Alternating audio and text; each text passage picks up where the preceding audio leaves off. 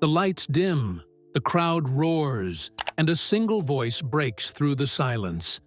It's Freddie Mercury, commanding the stage, larger than life. A man whose voice could make stadiums tremble and hearts soar.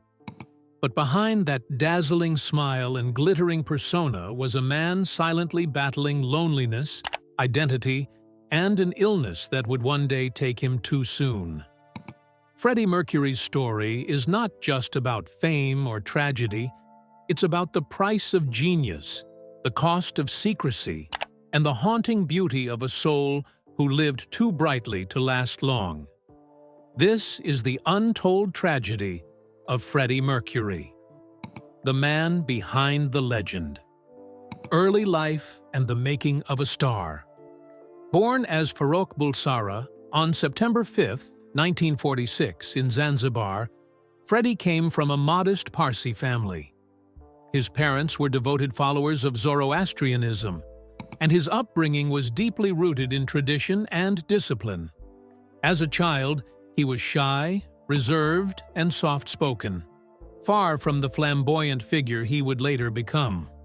When political unrest swept through Zanzibar in 1964, the Bulsara family fled to England, seeking safety and a new beginning.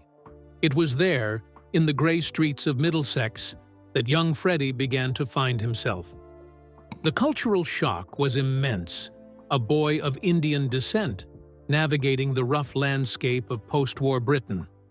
Yet, music became his refuge. At St. Peter's boarding school in India, he had already shown signs of extraordinary talent, playing piano and forming his first band, the Hectics. But in England, his passion grew into obsession.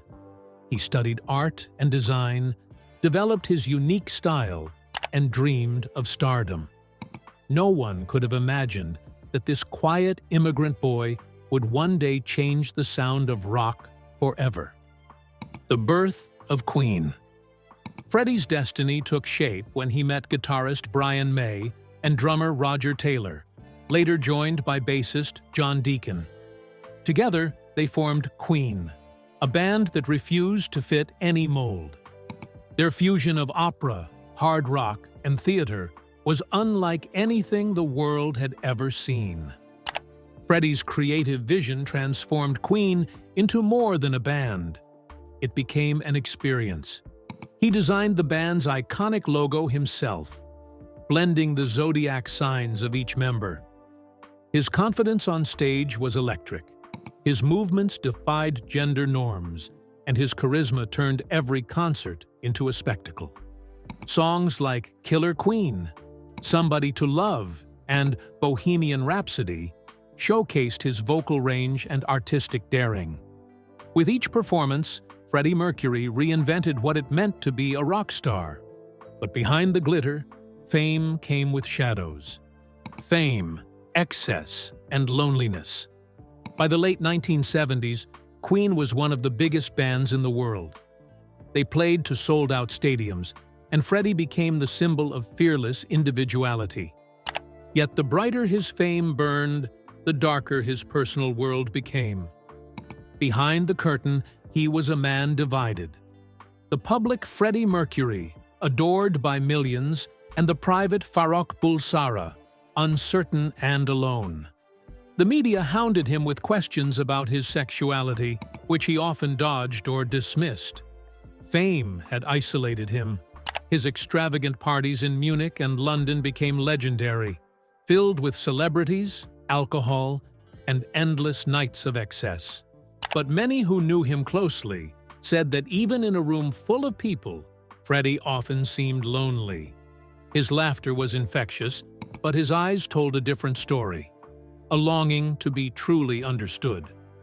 The more he chased freedom, the more he seemed to lose himself in a life that was spinning out of control. Love and Heartbreak, the story of Mary Austin. Amid all the chaos, one person stood by Freddie's side through everything. Mary Austin. He met her long before Queen's fame, when he was still struggling to find his place. Mary became his anchor, his confidant, and the love of his life. He once said, "All my lovers asked me why they couldn't replace Mary, but it's simply impossible." Their relationship evolved when Freddie revealed he was attracted to men. It broke Mary's heart, but she never left his life. Instead, she became his chosen family.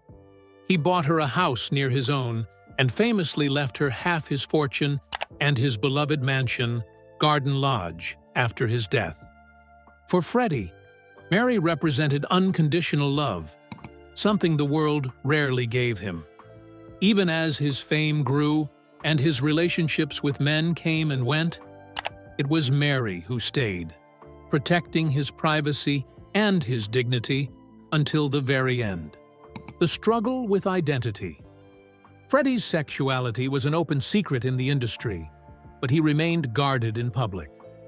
In a time when being openly gay could destroy a career, he walked a dangerous line.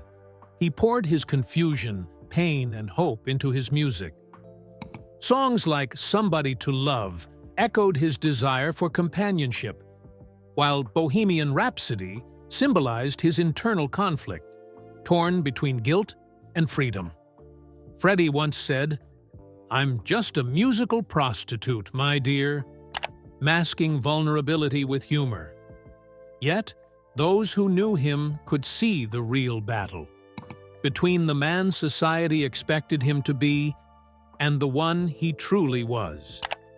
His life became a performance, but behind the flamboyance was a sensitive soul who longed for acceptance, not from the world, but from himself.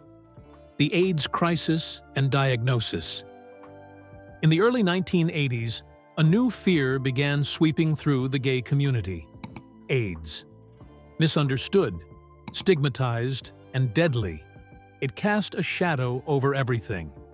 When Freddie was diagnosed in 1987, he made a heartbreaking choice: to keep it secret. He told only a few close friends and continued to work tirelessly. While tabloids speculated about his frail appearance, Freddie never publicly confirmed his illness. He distanced himself from many, retreating to the safety of Garden Lodge. Despite his suffering, he refused to stop creating. He recorded as if racing against time, determined to leave behind a legacy that would outlive his pain. The world saw his energy fading, but not his spirit. Even as his body weakened, his voice remained as powerful as ever, defying fate with every note. The final years, creating until the end. Freddie's final years were both heartbreaking and inspiring. With the support of Brian, Roger, and John, he continued recording some of Queen's most emotional songs. "The Show Must Go On" was written as a farewell, a message of courage in the face of death. His vocals on that track, recorded while he could barely stand, remain one of rock's most powerful performances. In music videos like "These Are the Days of Our Lives," his frail appearance shocked fans. His face was thin, his eyes dim, but his presence remained majestic. He told those close to him, "I don't want to talk about it. I just want to work until I drop." And he did exactly that, pouring his final strength into art. Every lyric, every melody became his way of saying goodbye. When he recorded "Mother Love," he couldn't finish the final verse. Brian May would later complete it after Freddie's death. The last days and death. By 1991, Freddie's health had deteriorated severely. Rumors about his condition had become impossible to ignore. On November 23, 1991, he finally released a statement confirming he had AIDS, thanking fans for their support and asking for privacy. Just 24 hours later, on November 24th, he passed away peacefully at Garden Lodge, surrounded by his closest friends, including Mary Austin and his partner Jim Hutton. He was only 45 years old. The news stunned the world. Millions mourned the man whose voice had once made them feel invincible. Yet, even in death, Freddie remained elusive, a mystery wrapped in music, a legend who chose dignity over pity. The legacy lives on. After his death, the world's outpouring of love was immense. In 1992, Queen held the Freddie Mercury tribute concert at Wembley Stadium, raising millions for AIDS awareness. Artists like Elton John, David Bowie, and George Michael performed in his honor. Freddie's influence continued to shape generations of musicians, from Lady Gaga to Adam Lambert. His voice, spanning 4 octaves, became immortal. Queen's music surged again in popularity, reminding the world that true art never dies. He had once said, "I won't be a rock star. I will be a legend." And he was right. Freddie Mercury's life was both a celebration and a heartbreak, a symphony of contradictions. He gave the world music that will last forever. Yet behind that brilliance was a man who faced immense pain in silence. His story is a reminder that greatness often comes with a price. He lived unapologetically, loved deeply, and sang like every moment was his last. Though his voice may have faded, his spirit echoes in every lyric and every soul he touched.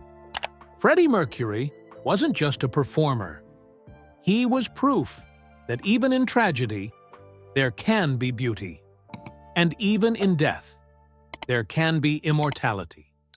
Because as long as there's music, Freddie Mercury will never truly be gone.